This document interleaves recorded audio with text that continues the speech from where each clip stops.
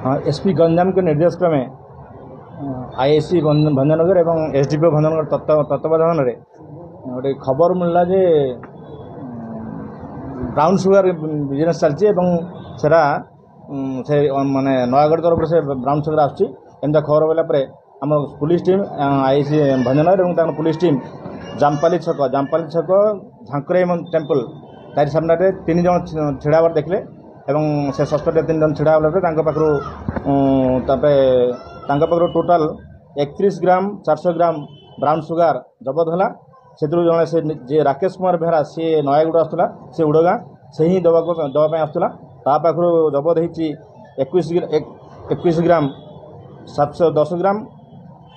milligram तार जबत होती एवं आमर अमीय रंजन महांती पाखु 9.710 ग्राम जबत होती ब्राउन सुगर एवं अमित कुमार बेहरा पाखु 700 टଙ୍କା जबत होती मोबाइल भी जबत होती ए विषय आमर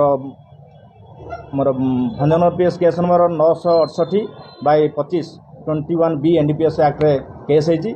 केस होला जो प्रोसेस जहाँ होती मजिस्ट्रेट सामने सब एवं साक्षी मान सामने प्रोसेस सीजर होती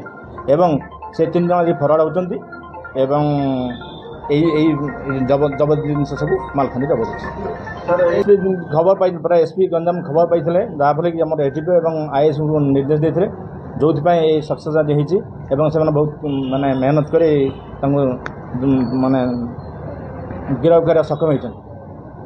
इन्वेस्टिगेशन चलती इन्वेस्टिगेशन पर जमा पड़ निश्चित अच्छी यार निश्चित अच्छी जमा पड़े इन्वेस्टिगेशन चलती से नयागढ़ उड़गाँ से आसला से दवाई आसला आमर भंजनगर एरिया जो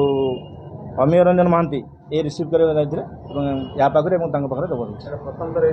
इन्वेस्टिगेशन जमा पड़े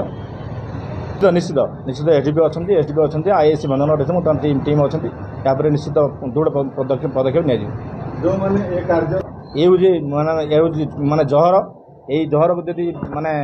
चलो माने आमर ये कम्युनिटी पूरा एकदम ध्वंस पाई से स्ट्रंग पदक्षेप निया निश्चित भाव स्ट्रंग एक्शन निया निश्चित पदक्षेप जारी रही